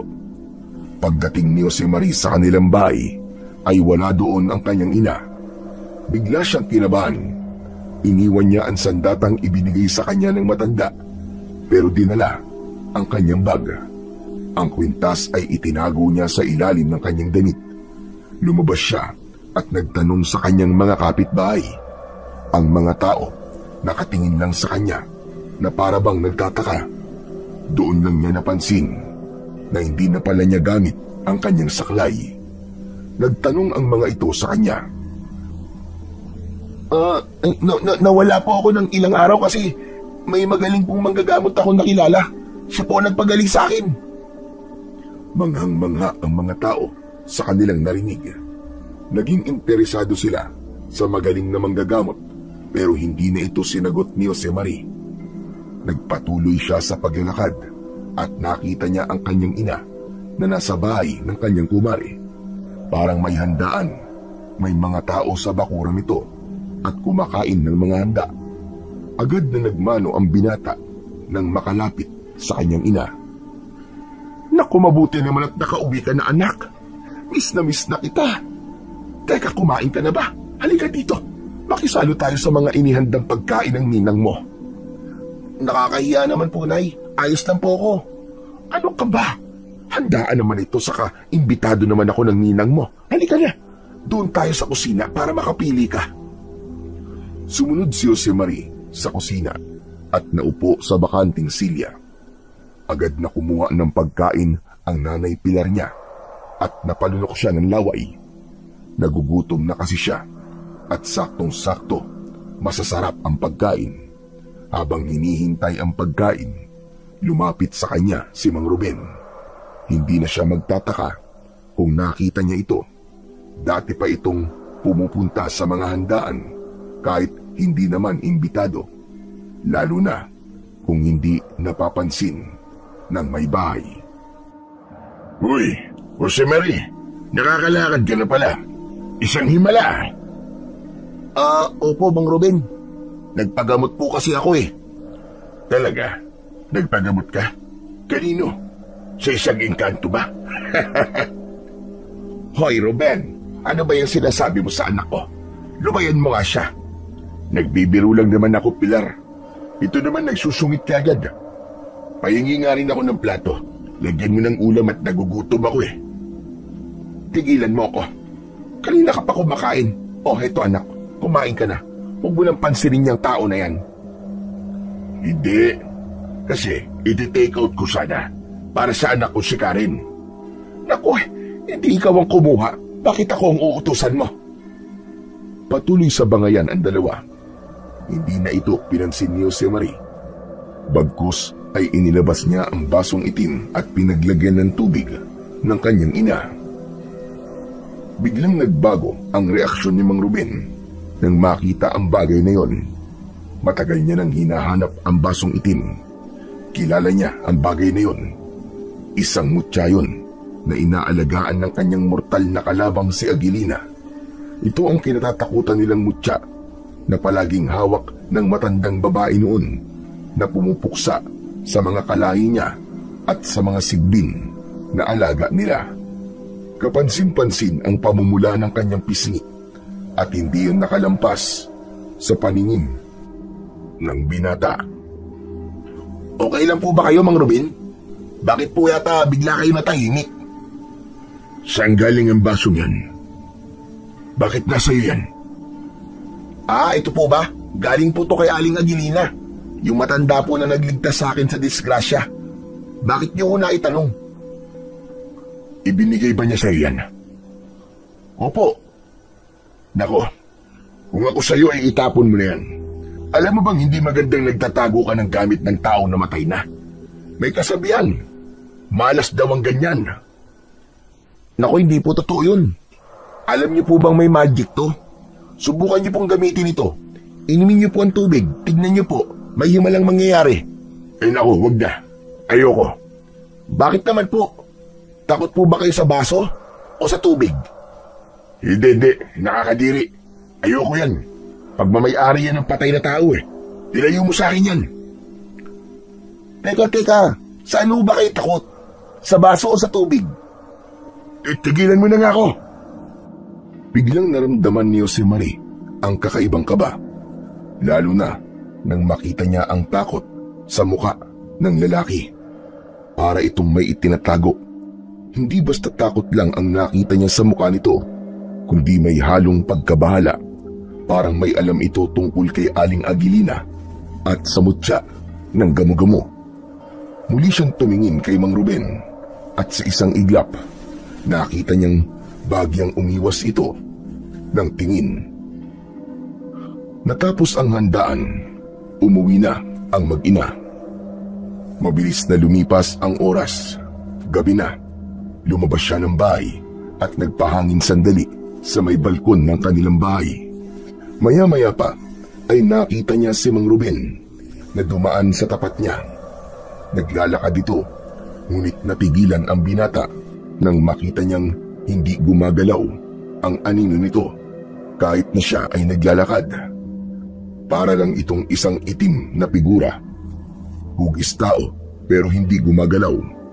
Napakuyom ang kamao ng binata. Agad siyang pumasok sa loob ng bahay at dinampot ang kanyang katana na nakatago sa ilalim ng kanyang kama. Matapos nito, mabilis siyang lumabas at tumakbo papalapit sa direksyong tinahak ng lalaki. Hoy! Sandali lang! Tumigil si Mang Ruben at dahan-dahang umarap. Kasabay nun ay may narinig siyang mga kaluskos mula sa paligid. Sa gilid ng kalsada, sa may masukal na parte, isa-isang lumabas ang mga nilalang na hindi niya maipaliwanag ang anyo. Para silang mga kambing, pero halatang hindi normal. Ang mga mata ay pulang-pula at ang mga paa nila pabaliktad, antikwas. Parang may baliktad na tuhod.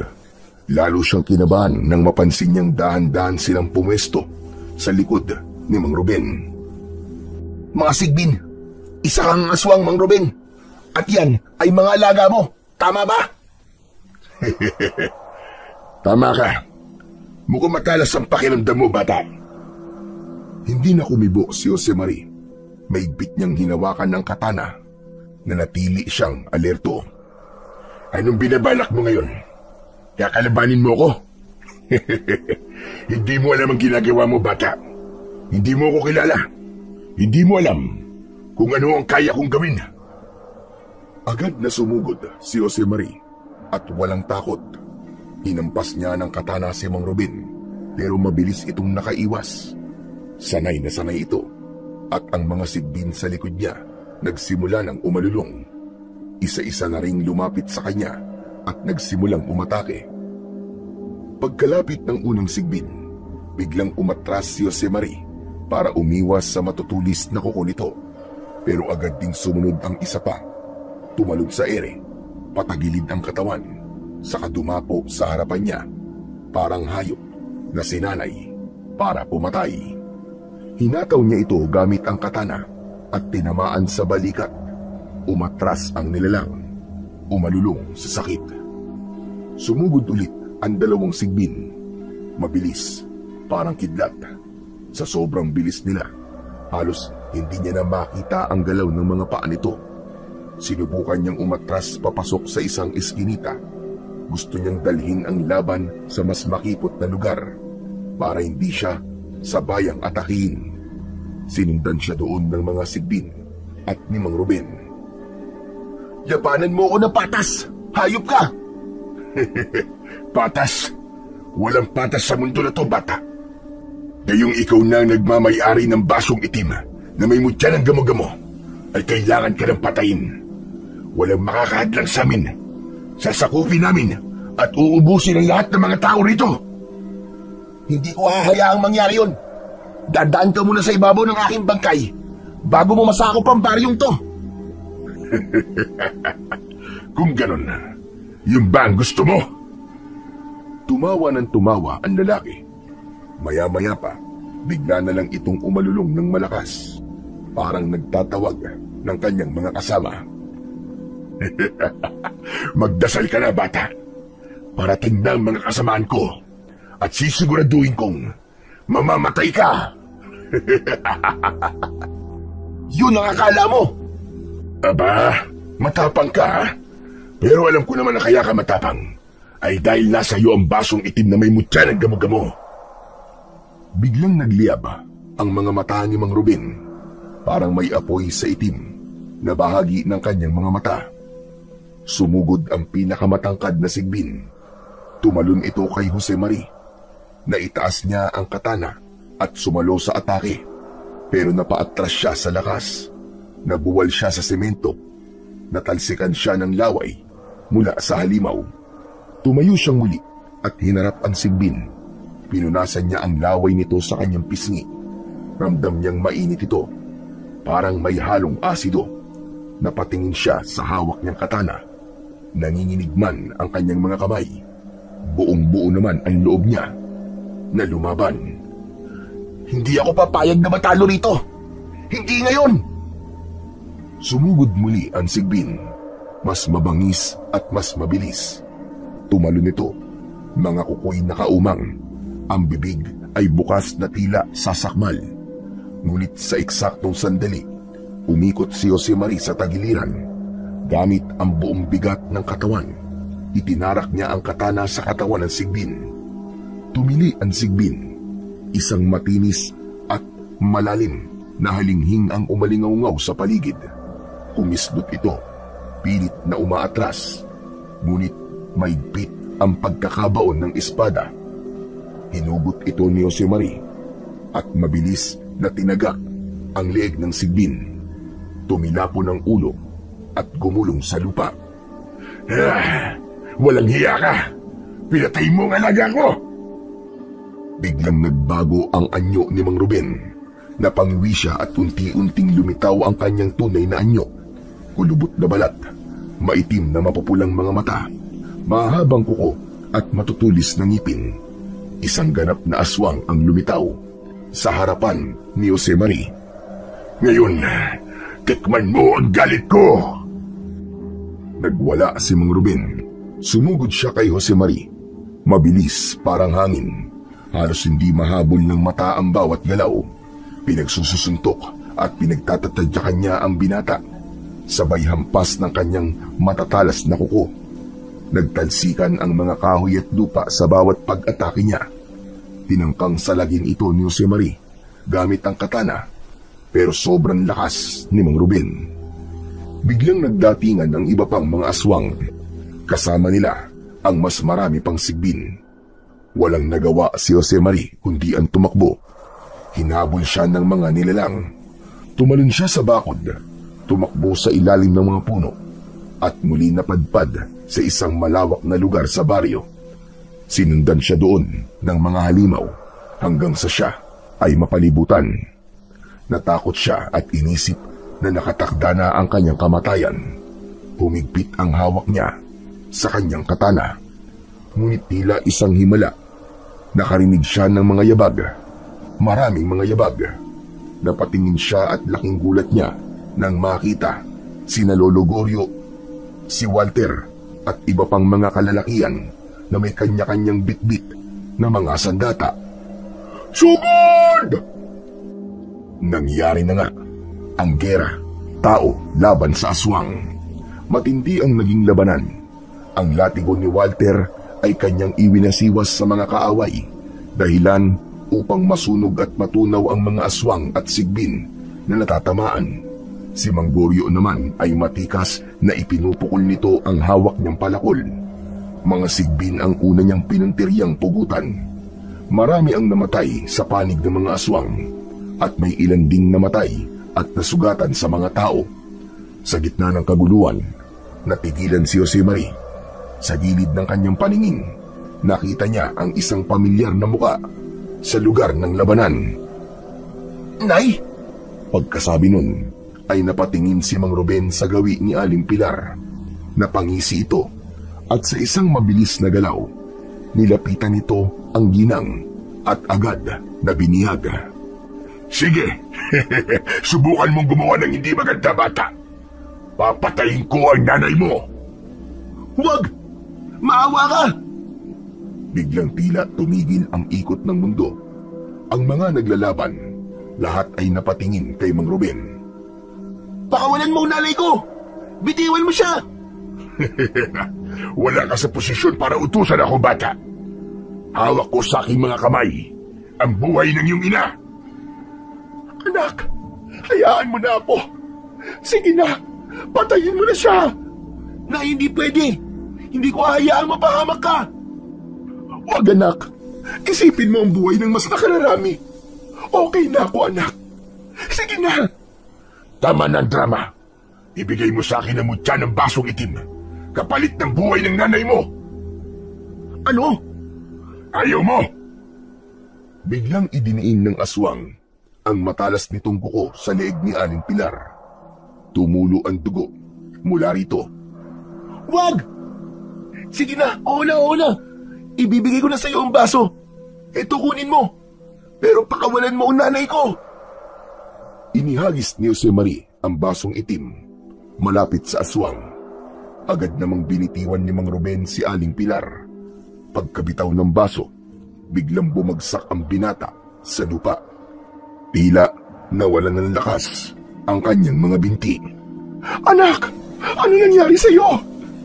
Lalapitan sana ng ina ang kanyang anak, pero naging maagap si Mang Goryo.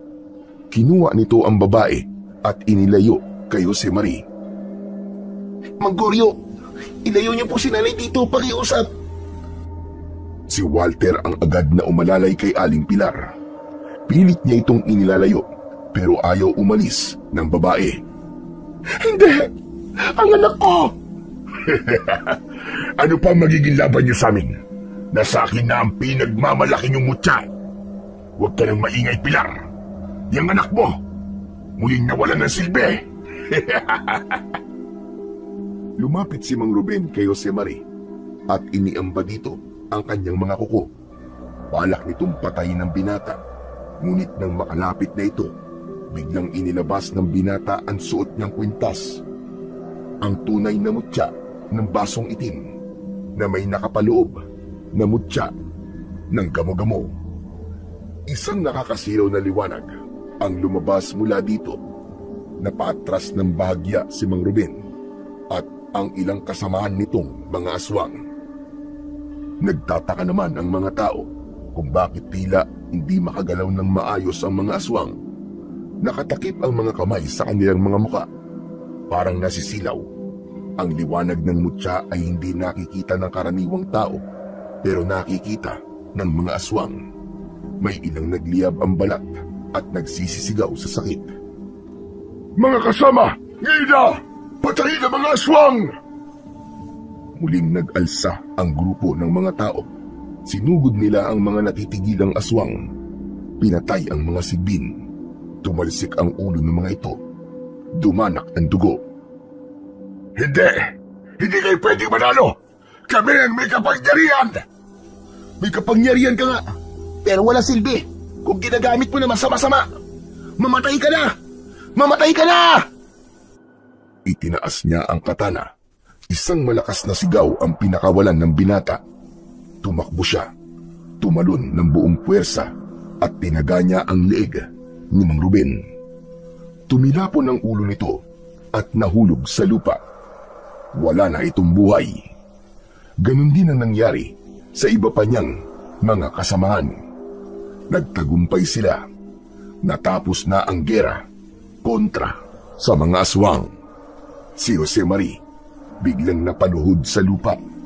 Hingal na hingal, pagod na pagod, pero nag-uumapaw ang saya niya dahil sa kanilang pagkapanalo.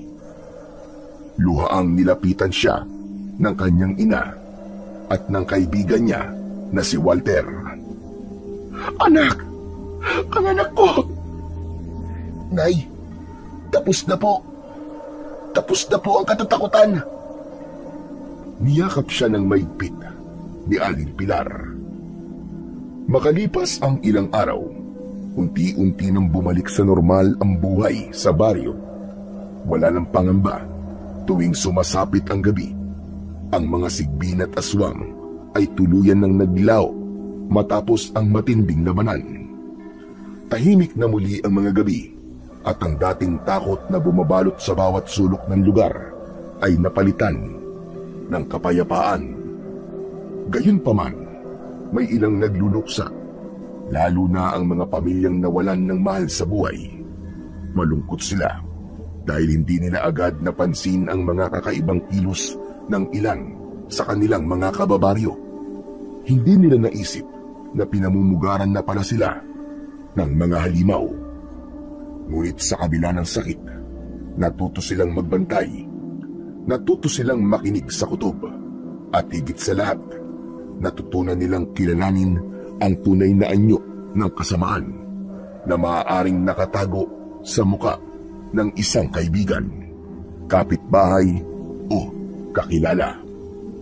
Mula noon, naging mas matatag ang ugnayan ng mga taga-baryo. Sama-sama nilang hinarap ang pagbangon. Sama-sama silang nag-ilom.